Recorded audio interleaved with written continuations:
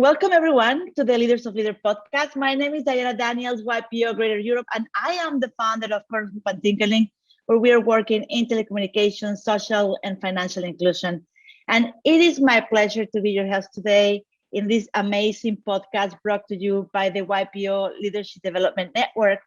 Today, we have with us Isak Pretorius, founding partner and CEO of Afriscope, a business providing end-to-end business development strategy and facilitation services to African businesses and businesses wanting to enter into African markets. Born and raised in South Africa, Isak Pretorius is the son of one of Africa's greatest social entrepreneurs, Peter Pretorius. His plus 15 years in operational management experience on the continent has helped shape his passion to build strong African businesses and address diverse needs of African communities, which is at the heart of his life work. Having worked across the continent within business, government, and NGOs, Isak has developed an in-depth knowledge of doing business in Africa and an extensive network of relationships at the biggest and highest levels.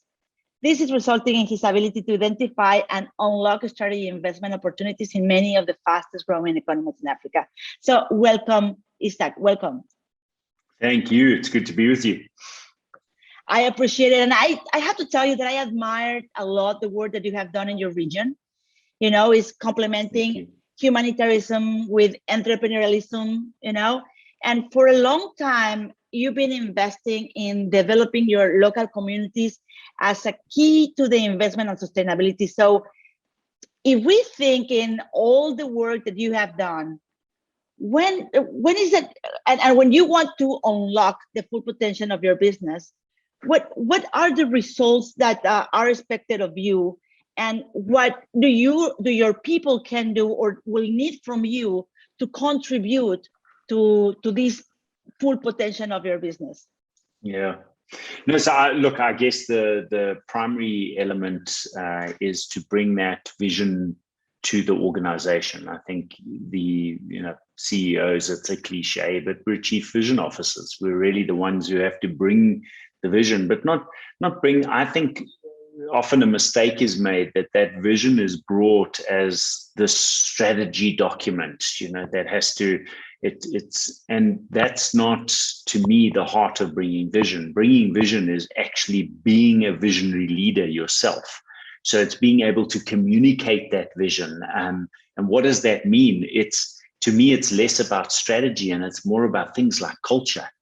And, we all have good strategy. I mean, any decent business these days has a proper strategy in place. And yes, it's important to develop that and have that documented and have some key milestones that we've got to achieve there. And those are how our boards measure us. So I report to my board and, I've got to report to them on, are we achieving our strategy? Are we living up to our numbers? But what we've started to do more and more of is actually looking at reporting on, are we achieving our culture? Because I think, again, a cliche, culture eats strategy for breakfast. But I really believe that is true. We've got to get our culture right, because as the CEO, I'm actually there to impart, yes, the vision, but also to ensure that I'm actively leading the culture that's going to be a winning culture within the organization. And then I always say to our team, I think the part of that is that if culture eats strategy for breakfast, then structure is the plate it's served on. And I think often we don't take the time as leaders to actually really evaluate the structure of our organizations and ensure that we have enabling environments. Well, how do you create an enabling environment? I think it starts with culture, but then it very quickly moves to ensuring you have the right structure in place. And if that structure is not sound, then we're not able to really build on the culture that we've created and achieve the strategy. And so I think for me, the key thing that my team needs from me is that, yes, I'm that visionary leader. Yes, I'm bringing the sort of leadership and guidance to the development of that strategy.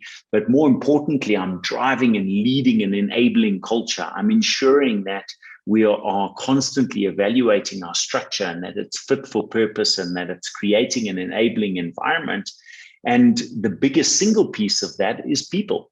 So I think as a leader, I believe I'm actually there to serve. I always say to my executive team, I say, I'm here to serve you. That's my job.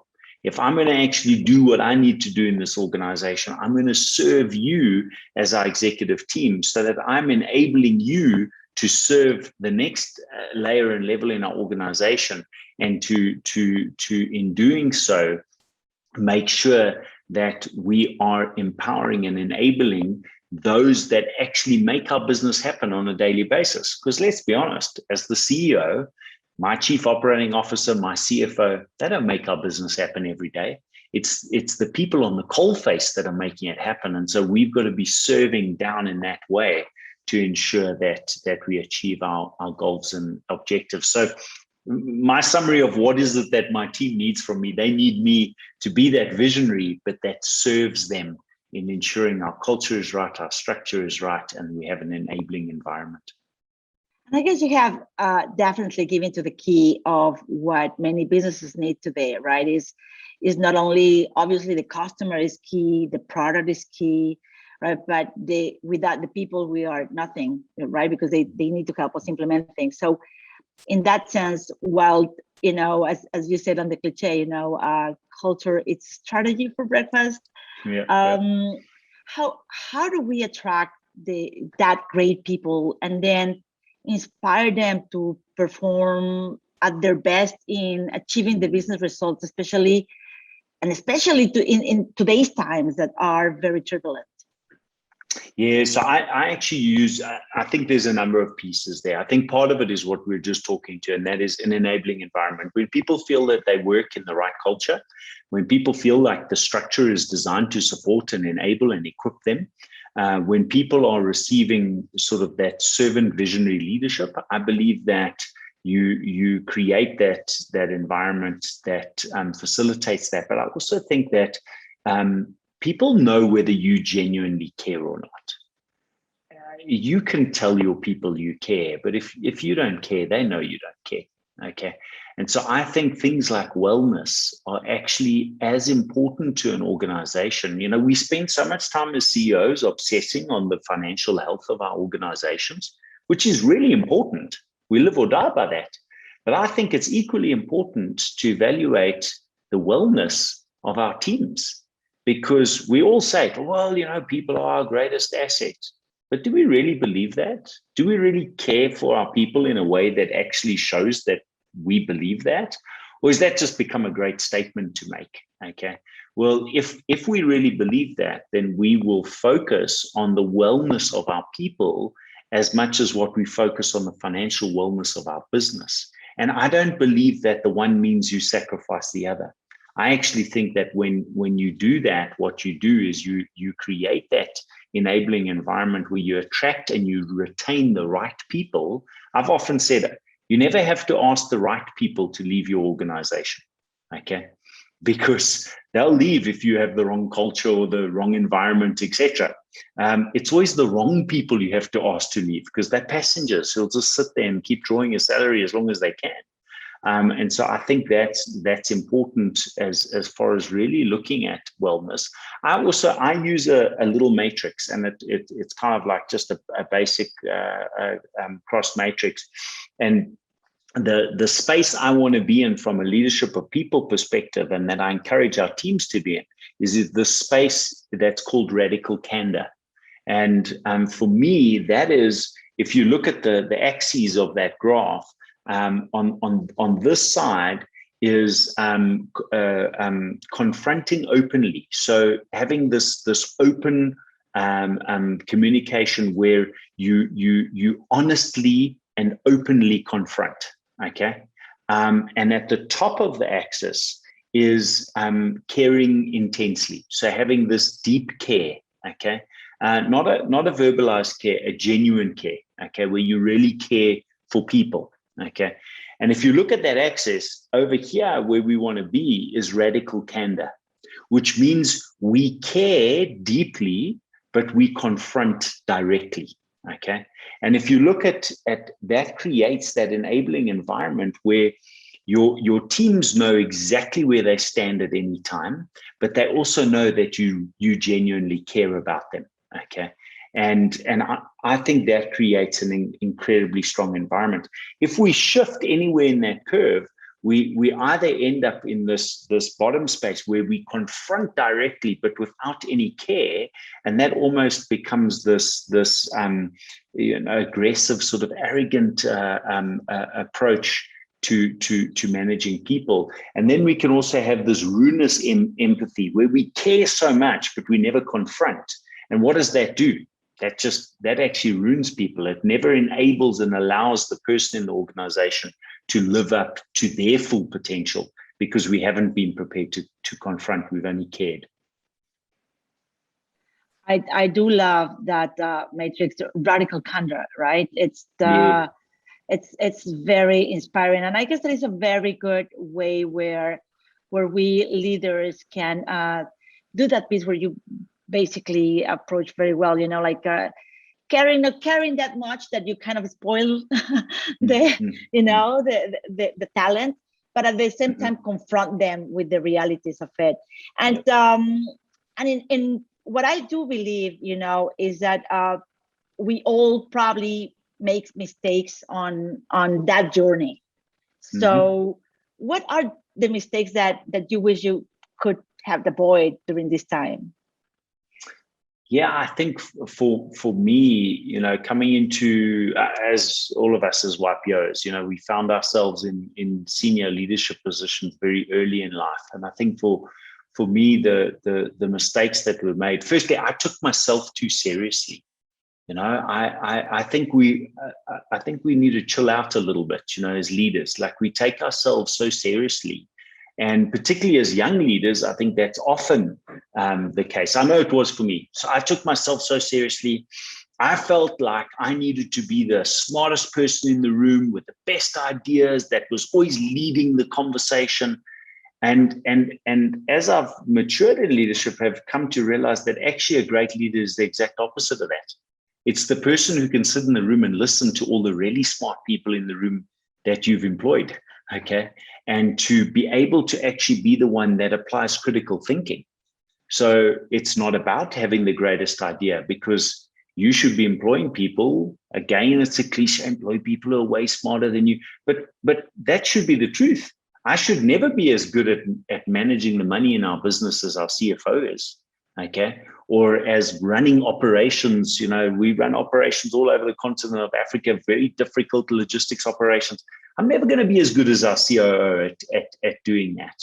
So, but to be able to sit in that room and listen to the wisdom of that COO and the wisdom of the CFO and the various people on our team, and to be able to then apply the critical thinking and bring that critical thinking to it, where as the leader, you're able to actually bring that all together and help direct and flow that energy. Sometimes it's conflict for resolution, sometimes, but many times it's actually just being able to be quiet, because you have a security in yourself as a leader that says, I don't have to be the big loud voice in the room. I can actually listen, take it all in, and then be the one who ties that all together, and who is providing that overall leadership and creating that enabling environment that allows people to shine.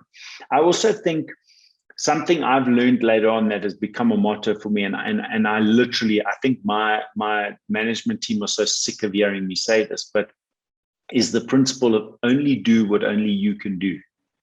And I didn't realize that as a young leader. So I got involved in everything. I was doing everything. I would say, oh, don't worry, I'll see to it. Oh, don't worry, I'll take care of it.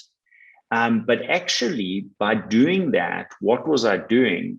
I was not bringing the real value that I could bring to the organization, because my time was being taken up doing things that other people were being paid to do. But the other thing I was doing was I was robbing the organization of the value that those individuals could bring. And I was robbing those individuals of the value that they could bring, in the satisfaction and fulfillment of really being that active contributor who was a vital element in the organization. And so it's become a mantra for me of only do what only you can do. You know, there's certain things that only I can do as the CEO or only the CFO can do. Let's focus on doing those things, because that's where we bring our real value. I wish I'd learned some of those lessons earlier on. I guess that, as many of other young entrepreneurs and young presidents of organizations, we all had passed through those pieces where we all want to do everything, that it's so hard, to not become a control freak. But I love this, you only do what you only can do. I'm going to rob your motto and start trying to find myself. Please do. I'm sure I stole it from someone else. So, but it's great. It's great. Listen, I guess that in Africa, as in many other regions, there's been so many turbulent times recently. We are passing through situations that we didn't expect at this age, to see. So what characteristics contribute to a great leadership in this type of very turbulent times that you guys, for instance, are passing? Yeah, I think it's a tough question, and I think part of it comes back to that process of listening. I think we, as leaders, we by nature very quickly formulate opinion, and we very quickly respond and react based on our natural bias. Okay. Whether we want to admit that we have a natural bias or not, we formulate opinion. That's part of what makes us good at what we do as leaders, is we can sum things up quickly, we can formulate opinion, we can evaluate, and we can act. Okay. But I think in turbulent times, often we've got to take just a little more time to actually say, hang on, let me actually take a balance for you. Let me make sure that I'm well informed. So that as I'm acting, I'm not acting out of a natural personal bias of one way or another, but I'm actually acting based on really balanced information and a balanced approach. I also think that I learned this early on. In my first days, first few years of working, I was working in war-torn parts of Africa. I worked in South Sudan. I set up operations in South Sudan, logistics operations, etc., in the middle of the civil war there. And something I learned very quickly, and it was actually an ex-special forces soldier that taught this to me. He said, panic is the thing that will kill you. And he said, people don't realize that. He said, many times it's not the circumstance that will cost you your life. It's your reaction to the circumstance. So, and it's panic that creates that negative. And I think when we, things like the pandemic we've been walking through, a lot of the other turbulence, South Africa is seeing, incredible turbulence from a political destabilization, rioting and looting and all of this that's happened recently. We see in many other parts of our continent, various different forms of that. And I think often we react without realizing it out of panic. And that never results in a positive thing, because panic is decision making based on fear. And I think fear is our greatest enemy. And so taking that time to just step back and say, well, don't panic. Let's take the information that's at hand. Let's evaluate that, and let's form a balanced opinion and take a balanced approach. Because I think, often my wife always says to me, she says, just remember, this too shall pass. Whether you're on the highest high or on the lowest low, this too shall pass. And I think we often forget that. And so we panic in the situation because it is challenging, rather than being able to actually take a step back, evaluate properly, and act. And then I think what we're seeing on the continent of Africa specifically is I really believe that the business model has to change. I think we have to accept that a business model that doesn't have a balance of social impact and of really looking at, what is the impact we're having on society, How are we investing in and building from the grassroots up, from a civil society and a social stabilization perspective? How are we dealing with issues like the climate and the environment, and taking care of those, and having this balanced approach? The term for a while was 3 Ps. It's not just profit, it's people and planet as well. There's 1,000 different versions of that. But I think on our continent in particular, this is something that is so critical and has to be a part of our business model. Not just saying, oh yeah, we care about the environment. Oh yes, we care about people. Oh, we understand that no, it's actually got to become built into the fiber of our business model. So I think that the world is changing. I don't think we're even in future going to have not-for-profit and for-profit.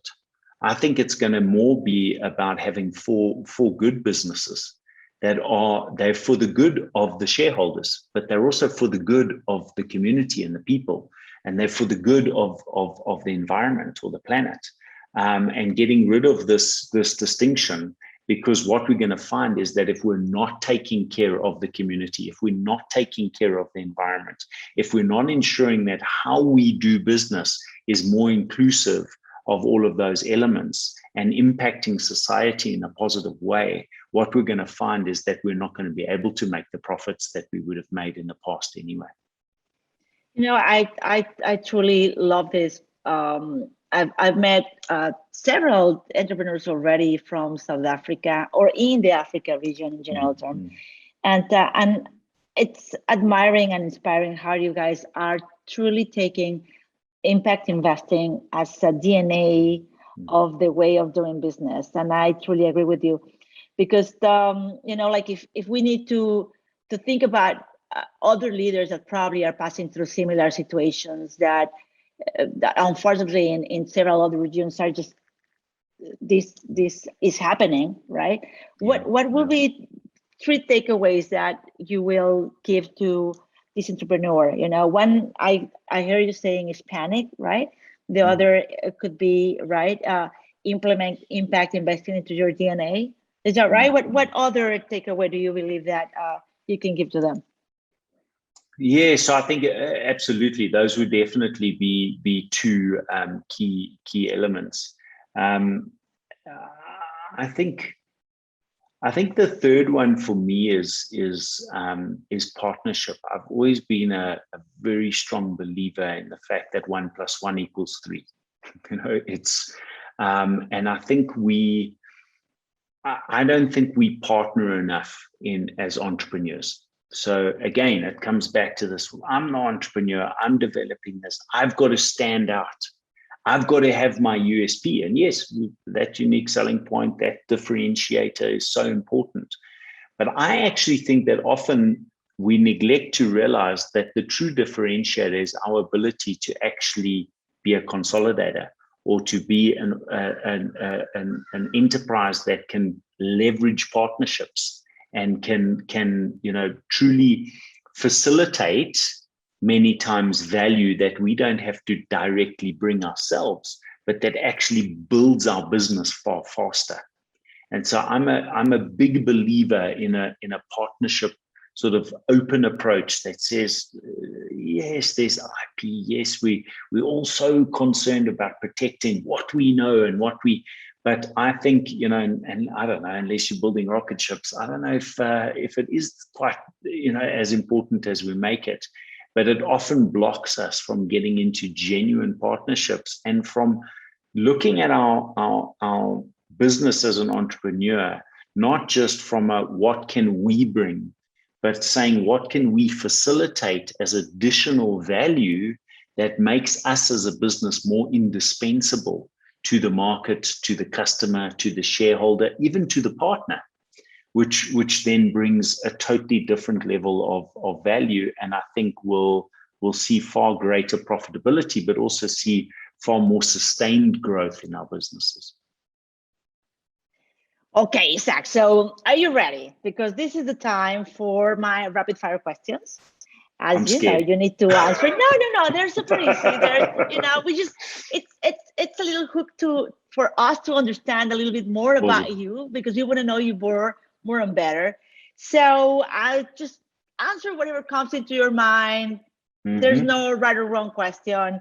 We agree or disagree, doesn't matter, because it's about you. So very first one is tea or coffee? Coffee. Coffee. You're one of mine. Morning or night? Morning. Yeah. Time, love, or money? Say again, sorry. Time, love, or money? Oh, love. I know, love always wins. What was your childhood career? What was my? Childhood. What do you want to do when you were a kid? Professional sportsman, particularly a rugby player. Very good. Do you play rugby still? No. Yeah. And what was the best career advice you'd ever received?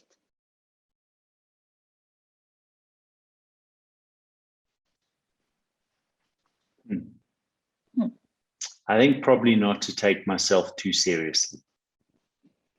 Yeah, we often do that, especially when you become, as you did, very successful in an early age, right? And if not in South Africa, if you wouldn't live in South Africa, where would you live?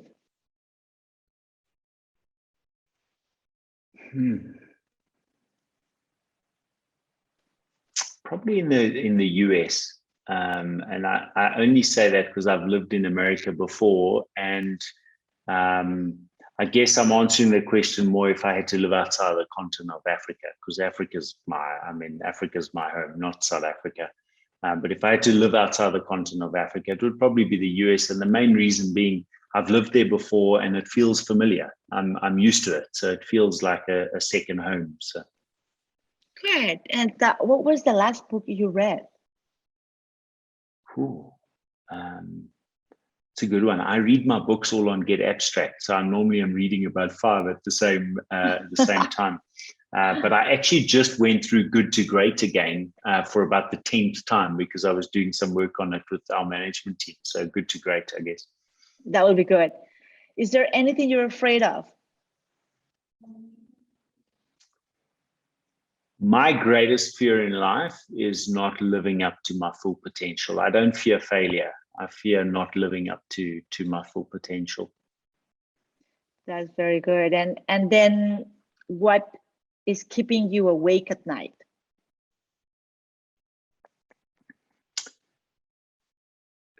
Probably the plight of children on the continent of Africa, the fact that more than 180,000 children die every month from malnutrition alone, and the condition and the lack of access to education or quality education, and so the issues that face children and the injustice to children on our continent is what keeps me awake. Well, I'm pretty sure you're working towards to help on that environment as well. And in that case, and the last question is, what does it makes you to wake up? What do you want to wake up for? I believe I live on the most amazing continent with the greatest opportunities. And so the fact that I wake up in Africa every day is what gets me out of bed, because I do see the challenges we have and the problems we have, but I also see that we have incredible opportunity on our continent. And so that gets me out of bed every day. This is amazing. And so then let's gonna try to end the podcast. Isak, on a finishing note on some, maybe you can recommend that someone is looking to gain insight on becoming a better leader and to grow their business. What resource would you recommend to that leader looking forward?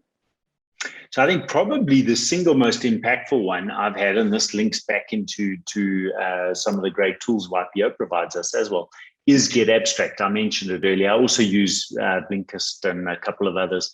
But basically, for me, I'm not a great reader. I'm a very slow reader. I get distracted when I read. So I find that using, different of these apps or services that take business leadership books and are able to actually condense them. That way you can go through them very quickly. The key elements are there. And I don't want to insult any authors, but to be honest with you, I found the average book that's 250 or 300 pages long, there's only about 25 pages in there that are really the meat. So I would recommend using those to people who don't use them, because you can get through an incredible volume of really valuable information in a short period of time. I guess it's a great insight, and sometimes as well, when we want to deep enough our experiences in many books, sometimes we don't have the time to read all of them. So I guess that exactly. That's a good way. So, well, I want to thank Isak Pretorius today for being with us and sharing with us your insights. Thank you, Isak. Thank you so much for being with us. Thank you. It's been so good to be with you. And I want to invite the rest of you to our next episode of Leaders of Leaders. My name again, I am Diana Daniels, YPO Greater Europe, and on behalf of the Leadership Development Network, I want to tell you that I'm so happy that you were able to come with us, and see you next time. Stay tuned. See you soon.